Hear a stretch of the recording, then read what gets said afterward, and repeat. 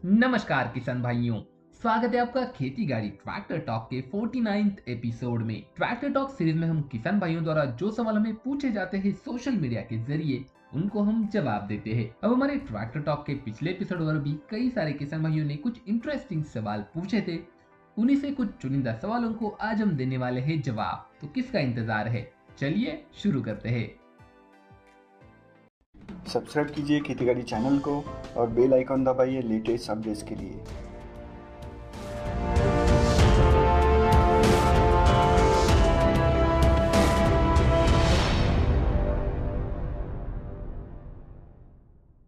हमसे सबसे पहला सवाल पूछ रहे हैं काले राहुल जी। सर, ट्रैक्टर में इंटरकूलर क्यों लगाया जाता है? एयर तो डीजल के साथ मिलकर ही जलती है, तो उसे ठंडा करने की क्या जरूरत? काफी इंटरेस्टिंग सवाल है राहुल जी। चलिए मैं आपको आसान भाषा में समझाने की कोशिश करता हूँ। आपके क्वेश्चन से मैं समझ पा रहा हूँ कि आपको इंटरकूलर का वर्किंग पता है, यानी कि टर्बोचार्जर से जो कॉम्प्रेस्ड एयर आ रही है, इंटरकूलर उसको ठंडा करता है। और आपका ये कहना है कि अगर एयर को डीजल के साथ मिलकर ही चलना है तो उसे ठंडा करने की क्या जरूरत है? मैं आपको बता दूं, जब टर्बोचार्जर से एयर आती है तो वो काफी ज्यादा गर्म होती है।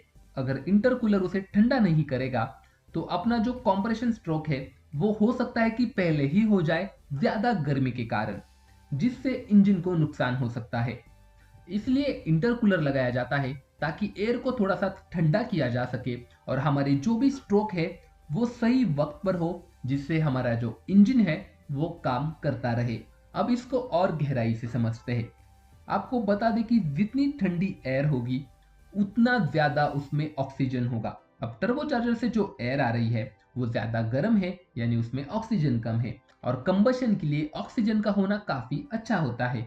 इसलिए इंटरकूलर की मदद से एयर को ठंडा किया जाता है ताकि एयर में ऑक्सीजन भी रहे, जिससे कंबशन होने में आसानी हो। अब इंजन को अगर लगातार काम करना है तो उसमें लगातार इग्निशन होना जरूरी है।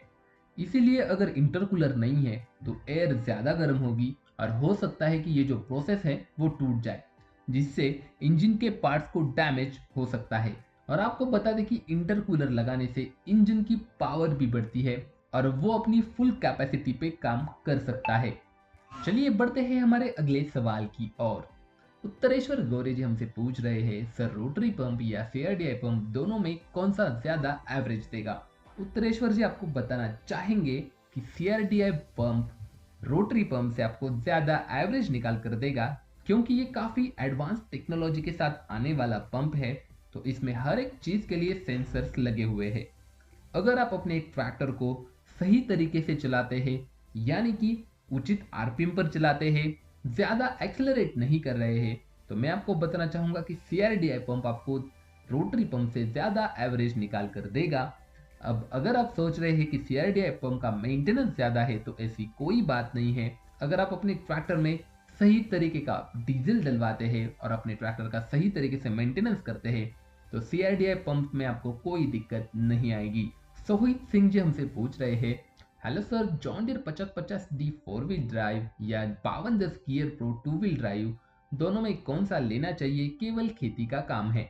सर, अगर प्राइस वाइज देखा जाए तो 5050D 4 व्हील ड्राइव और 5210 गियर प्रो 2 व्हील ड्राइव दोनों की कीमतें आपको लगभग सेम ही होंगी। अब रही बात कौन सा ट्रैक्टर अच्छा है उसकी, तो John Deere 5050D 4 wheel drive भी काफी बेहतर है। 5210 गियर प्रो में काफी ज्यादा ताकत है कंपेयर किए जाए अगर 5050D से। लेकिन 5210 गियर प्रो में आपको एवरेज थोड़ा सा कम मिलेगा, आपको ज्यादा माइलेज निकाल कर देगा 5210 से कंपेयर किया जाए तो अभी आपको ये सोचना है कि आपके यहाँ पर कैसी मिट्टी है। आपको क्या सच में 4 व्हील ड्राइव ट्रैक्टर की जरूरत है? जैसे कि आपके यहाँ पे क्या सच में पडलिंग का काम है, तभी आप 4 व्हील ड्राइव ट्रैक्टर के साथ जाइए। वरना मुझे लगता है कि खेती के लगभग सारे काम, लगभग सभी प्रकार के implements 5210 gear pro 2 wheel drive भी आसानी से चला सकता है। नंदकिशोर वाघ जी हमसे पूछ रहे हैं, सर मुझे ये बताओ, महिंद्रा 575 DI और महिंद्रा 575 SP प्लस में क्या अंतर है? मुझे अर्जेंट ट्रैक्टर लेना है, मुझे ये समझ में नहीं आ रहा है कि कौन सा महिंद्रा लूं या कुबोटा लूं या आयशर 45 HP में ही लेना है, मुझे जल्दी बताइए। सर, महिंद्रा 575 DI सरपंच जो पुराना ट्रैक्टर है वो आता है 45 हॉर्स पावर में। इस ट्रैक्टर में आपको ज्यादा फीचर्स नहीं मिलते हैं, ट्रैक्टर का प्लेटफॉर्म अलग है, जगह कम है, ट्रैक्टर दिखने में भी कुछ खास नहीं है, लेकिन हाल ही में लॉन्च हुआ महिंद्रा 575 एसपी प्लस 47 एचपी के इंजन के साथ आता है।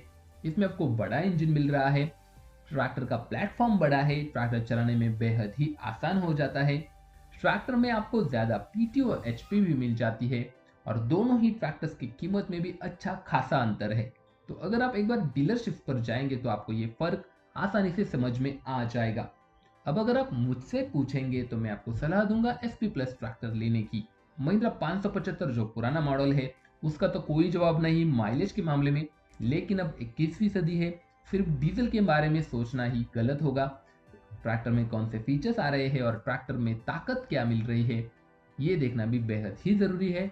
जहां तक बात है आपको कुबोटा लेना चाहिए या आइशर, तो ये आपका खुद का डिसीजन होगा। महिंद्रा 575 एसपी प्लस अच्छा ट्रैक्टर है तो आप उसके साथ जा सकते हैं अगर आपको पसंद है तो।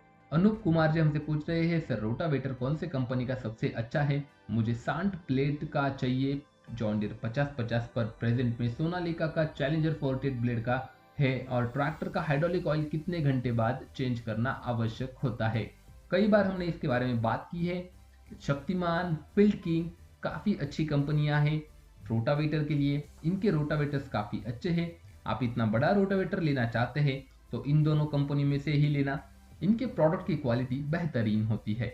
अगला सवाल हमसे पूछ रहे हैं एसके आकाश जी, जॉन डीयर 5050 जी 4 व्हील ड्राइव में फ्रंट टायर 9520 के लगाए जा सकते हैं क्या? नहीं लगाए जा सकते सर, क्योंकि 50-50 में आपको 8-18 के टायर मिलते हैं तो आपको काफी ज्यादा मॉडिफिकेशन करना होगा, जो कि गलत बात है, तो मत कीजिएगा। दीवान सिंह जी हमसे पूछ रहे हैं मेरे पास महिंद्रा 275 39 एचपी का ट्रैक्टर है, रिवर्स पाव चला पाएगा या नहीं, उसके बारे में बताएं। सर नहीं चला पाएगा, 39 एचपी ट्रैक्टर काफी कम हो जाता है। रिवर्स प्लाउ चलाने के लिए ट्रैक्टर का इंजन काफी अच्छा होना जरूरी है। अगर आप चला भी लेते हैं तो इंजन हमेशा आपका लोड पर चलेगा, जो कि अच्छी बात नहीं है। शुभम वर्मा जी हमसे पूछ रहे हैं मुझे 80 एचपी में ट्रैक्टर लेना है, रिवर्सिबल प्लाव, 10 फीट का रोटावेटर, हाइड्रोलिक ट्रॉली, मल्चर, 17 का कल्टीवेटर अपने जमीन के काम के लिए। सर मेरा क्वेश्चन लीजिए इस बार। जी जरूर सर, हमने आपका क्वेश्चन ऑलरेडी ले लिया है। मैं आपको सलाह दूंगा महिंद्रा नोवो 755 ट्रैक्टर के साथ जाने की। इस ट्रैक्टर को कई सारे लोगों ने चलाया है और ट्रैक्टर का एवरेज भी अच्छा है, बड़ा इंजन होने के बावजूद मेंटेनेंस कम है। और उसके बाद आता है farm track 6080 X pro, tractor दिखने में बेहद ही खूबसूरत है, आप इस ट्रैक्टर के साथ भी जा सकते हैं। चेतन पेंडारे जी हमसे पूछ रहे हैं sir Mahindra Arjun novo 605 DIMS model 2 wheel drive 50 HP के बारे में बताइए, फेल मॉडल है, ज्यादा नहीं चलता, प्लीज टेल मी।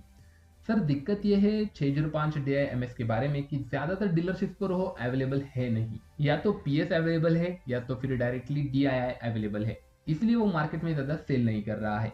ऐसी बात नहीं कि वो ट्रैक्टर खराब है या फिर ट्रैक्टर फेल है, ये सब बातें जो किसान भाई करते हैं ये गलत होती है। 605 DIMS भी बेहद ही अच्छा ट्रैक्टर है, हमने रिव्यू किया है, आप देख सकते हैं, ट्रैक्टर का स्पेसिफिकेशंस देख सकते हैं, SFC अच्छा है, PTO HP अच्छा है, सारी चीजें ट्रैक्टर में बढ़िया है, कोई दिक्कत नहीं है।